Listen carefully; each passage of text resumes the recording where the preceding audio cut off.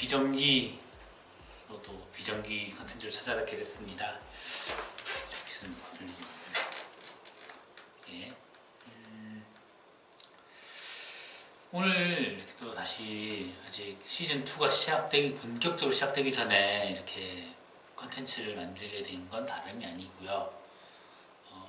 오늘 있었던 그 아이돌판의 가장 중요한 사건들 한 2개가 터졌습니다.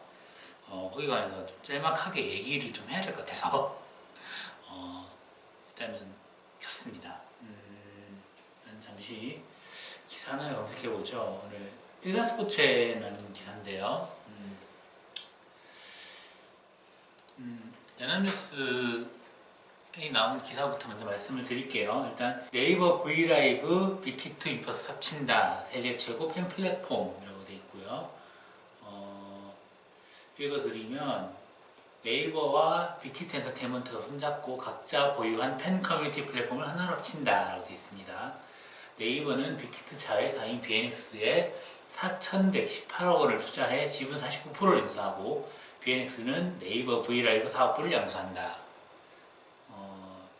그래서 두 회사는 그동안 엔터테인먼트 시장에서 오랜 기간 동안 경험과 노하우를 쌓아온 빅히트가 최대 주주로 사업을 주도하고 네이버는 서비스와 사업을 단단하게 받쳐줄 기술 역량에 주력해 시너지를 극대화하겠다는 전략이라고 설명했다 라고 나와 있네요. 이 때문에 또 YG 플러스가 또 빅히트와 또 협업을 맺고 또 그래서 YG 계열 아이돌들이 그 위버스에 입점을 하게 됐다라는 입점할 계획이다라는 얘기도 나왔죠. 이게 오늘 나오면서 난리가 났습니다. 아이돌판을 보시는 많은 덕후분들과 아이돌 팬들이 난리가 났는데 댓글들을 좀 보고 반응들을 좀 보니까 대략 이렇게 나뉘어요.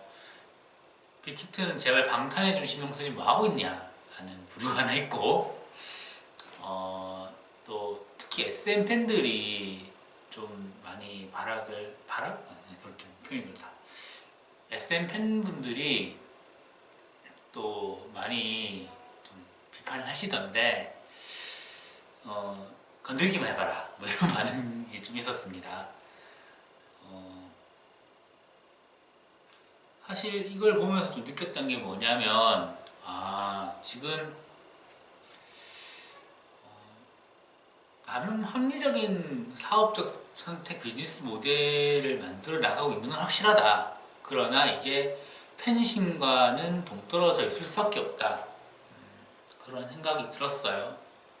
철저히 사업 방향으로 얘기가 하고 있기 때문에 팬분들만 보고 장사를 하진 않는다라는 게 드러나는 순간 팬들이 그렇게 좀 뭐라 그래야지 섭섭해하는 모습 아니면은 또 우려스러운 점들 뭐 이런 것들이 좀 많이 보였었고요. 그래서 그런 부분들에 대한 얘기를 좀 해봐야 되지 않겠는가 하는 생각도 들었고 죄송합니다.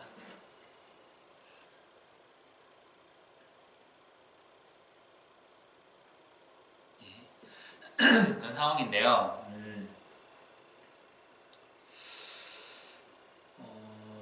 제가 말씀드리고 싶은 거는 화를 내야 될 지금 다른 데 있다라는 거죠. 사실 이 지금 네이버와 빅히트가 손잡은 거는 사실 아이돌 제작 기획사들이 꿈꾸던 가장 오래된 수건을 푸는 사업일 수도 있습니다.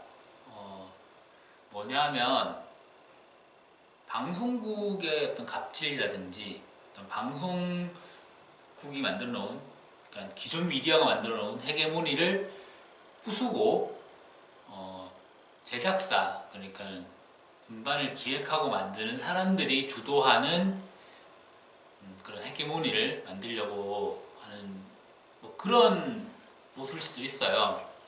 제가 봤을 때는 그게 여러 번의 시도가 있었습니다. 사실 SM이 예전에 좀 이렇게 삽질한 것 중에 바이럴이라는 SNS가 있었어요. 그러니까 트위터 비슷하게 만들어서 이제 그러니까 아이돌들이 그 그 계정에 사진을 올리고 서로 소통하는 뭐 트위터나 뭐 인스타그램 비슷한 모양의 그런 플랫폼을 만들어 놓은 게 있었지만 대책이 실패했고, 그리고 또 가장 유명했던 그 2013년인가요? 그때 있었던 SM 네이션 선포식,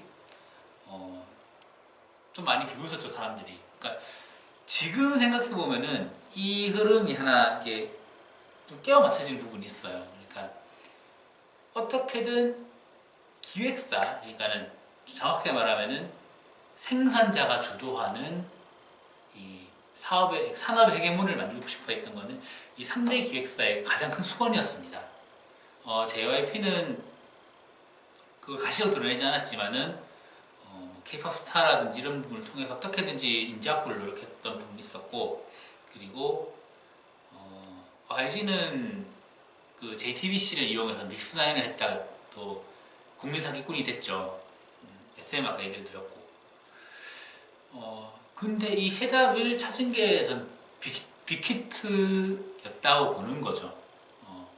그러니까 해답이지 정답은 아니에요. 그러니까 여기에 대한 답을 어느 정도 제시를 한 게 빅히트라는 건데, 왜 그렇게 얘기를 드릴 수 있냐면, 빅히트의 가장 대표 주자는 방탄소년단이죠. 방탄소년단은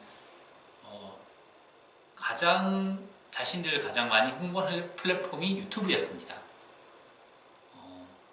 유튜브를 통해서 그 방탄소년단이라는 그 존재를 계속 알려왔었죠. 그러니까 그 전까지는 그 TV 예능이라든지 이런 부분에는 잘 보이지 않다가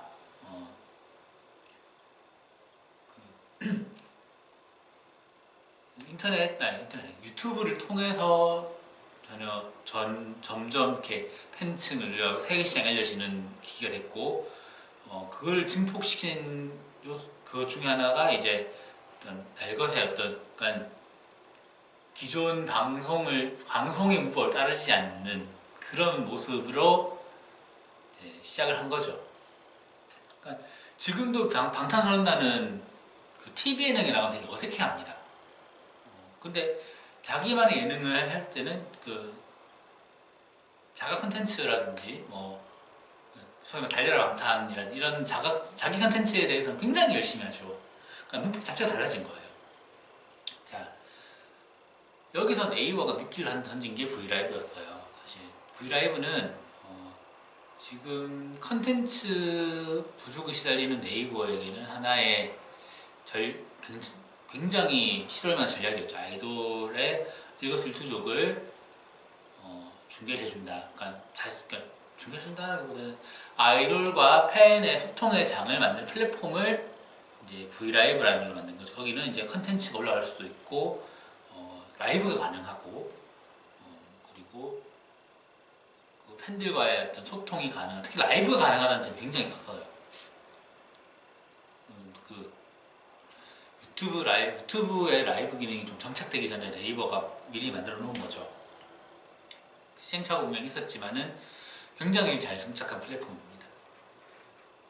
여기서 이해관계가 많이 떨어진 것 같아요. 그러니까 네이버와 빅히트가 서로 간을 계속 보다가 네이버와 빅히트가 손을 지금 맞잡은 거죠. 지금 네이버는 세계 시장에 나가는 걸 차치하고라도 검색 이외에 컨텐츠들을 지금 굉장히 목말라하고 있습니다. 그래서 계속 문화 관련 컨텐츠들에 대한 투자를 계속 하고 싶어 했죠. 그래서 계속 두드렸던 곳이 기획사들이죠. 예전 SM이 몇 억을, 1000억을 네이버로부터 지금 받았다더라, 이런 기사도 좀 나왔던 것 같고, 브이라이브를 통해서 플랫폼을 줄 테니 마음껏 놀아봐라 라고 일단은 판을 깔아준 것도 네이버입니다. 네이버는 당장 지금 자기 회사를 이끌어갈 콘텐츠가 절실했다고 보는 거죠. 웹툰 콘텐츠 이외에 다른 먹거리가 필요했던 상황이라고 보여집니다. 그럼 반면 빅히트는 플랫폼이 필요했던 거죠. 이제 컨텐츠는 인수합병을 통해서 많이 만들어져 나가고 있어요. 플레이리스트를 인수했고, 소스뮤직을 인수했고, 또 빌리프랩을 통해서 엔하이픈을 만들어서 CJ와 협업을 하고, 또 뭐 지금 위버스라는 플랫폼을 만들었는데 그것도 결국에는 이제 나름 잘 굴러가고 있죠. 뭐 잘 굴러가고 있지 않다고 얘기하시는 분도 있지만은 현재까지만 하더라도 빅히트 레이블 소속의 팬들과의 격점을 만들어주는 데는 성공한 것 같습니다. 운영 방식이라든지 운영의 디테일한 묘가 좀 떨어지는 분위기이긴 해요. 자, 이런 상황에서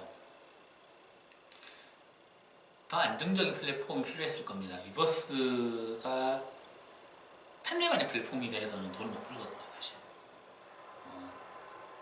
여러분, 특히 아이돌 팬분들이 가장 착각하는 부분 중에 하나가 내 돈이 걔를 다 먹여 살린다라고 생각하시지만 여러분들의 돈은 그들이 벌어들이는 그 파이의 한 5분의 1 조각 정도 될 겁니다. 많이 봐서. 대부분은 다른 컨텐츠가 2차, 3차 유통되고 거기에 관련한 부가적인 것들이 오히려 돈을 많이 벌어들이죠. 그러니까 행사가 끊기니까 중소 아이돌들이 길을 못 펴는 거죠. 그러니까 행사가 주는 돈의 양과 굿즈가 주는 돈의 양과 또 자기 컨텐츠가 준 돈의 양이 다른 돈의 양 중에 이제 가장 크게 들어가는 건 아마 행사라든지 TV 출연 이런 것들이 가장 많이, TV 출연도 음악 방송은 별로 돈이 안 나와요. 다른 예능 출연이라든지 이런 것들 돈이 많이 되죠. 그리고 이제 자기 컨텐츠를 통해서 이제 벌어들이는 거는 이제 조회수 그리고 협찬 이런 것들이 되겠죠. 또 뭐가 있을까? 그 굿즈는 이제 많이 팔기 때문에 방탄소년단 같은 거 많이 파니까는 이제 굿즈가 이제 돈이 된다고 보는 거지만은 대부분의 아이돌들은 그렇진 않죠. 근데 지금 빅히트 같은 경우에는 방탄소년단만 키워서 키우면서 이제 벌어진 컨텐츠의 부족함을 레이블을 흡수하면서 메꿨어요. 그러면 이제 이 레이블을 먹여 살릴 플랫폼이 필요한데 이제 그 플랫폼 레이블이 손을 벌린 거죠. 여기서 가장 걱정되는 거는 저는 오히려 방송에 그 K-POP 산업 종속됐듯이 또 다른 자본에, 그러니까 IT 자본에 종속이 되는 건 아닌가. 그러니까 어차피 이 문화 콘텐츠 산업은 플랫폼을 떼놓고서 생각할 수 없기 때문에 플랫폼이 굉장히 중요한데 그 플랫폼은 결국 자본에 의해 움직이고 그 플랫폼 움직인 자본이 이제 갑이 되는 순간 아무리 방탄소년단이 할지라도 을은 을이니까 슈퍼을이지만 을이니까 그런 상황이 발생했을 때 이제 이게 어떤 영향을 미칠 것이냐, 이제 K-POP 씬의 발전이라든지 아이돌 판의 발전에 어떤 영향을 미칠 것이냐, 이 부분을 쉽사리 지금 장담할 수가 없다라는 게 가장 큰 문제가 아닌가 라는 생각이 듭니다. 지금도 아시다시피 빅히트 레이블 가수들은 MBC에 출연 좀 어렵죠. 이 헤게모니를 깨려고 3대 기획사들이 노력을 많이 했지만은 결국 해내지 못했고 그 답은 결국 IT를 통한 새로운 플랫폼의 개발. 근데 그것조차도 산업이 태동시킨 게 아니라 산업은 결국 그 플랫폼 있던 쪽으로 갈 수밖에 없는 그런 상황이 되어버린 거죠. 그러니까 기국공신 취급을 받을 수 있을지언정 주도권을 잡지는 못할 수도 있어요. 그게 전 좀 걱정이 돼요.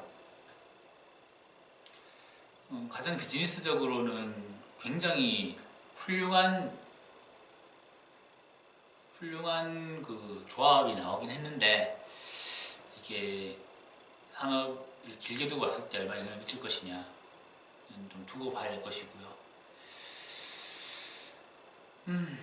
그래서 좀 오늘 생각이 좀 많았습니다. 그래서 좀 긴급하게 퇴근을 하자마자 캠을 켰고요. 다행히 지난번 생존 신고 때 그래도 답변을 좀 달아주셔서 유튜브에 답변을 달아주셔서 감사했고요. 앞으로 그 본격적인 방송 시작할 때까지 제가 종종 이렇게 큰 사안 있을 때마다 캠을 켜겠습니다. 그래야 저를 안 잊어버리실 것 같아서 이게 안 되면 제가 또 어쩔 수 없죠. 하여튼 이 정도로 제가 마무리하고 좀 두서없는 진행이었지만 양해를 주시고요. 저도 지금 대본 하나도 안 썼어요. 오늘 같은 경우는 대본 하나도 안 쓰고 그냥 막 나온 대로 떠들고 있기 때문에 좀 두서가 없을 수 있습니다. 중요한 건 그 사안에 대해 중요한 건 새로운 플랫폼이 새로운 자본 투자가 이 판의 독립성을 보장해 주지는 않을 거라는 사실은 자명하다. 일단 생각 두시고 판단을 하시면 좋지 않을까 생각이 드네요. 오늘 여기까지 하겠습니다. 오마이걸의 신팀장을 찾아오는 그날까지 CJ가 저에게 봉투를 구는 그날까지 우리의 방송은 계속될 겁니다. 감사합니다.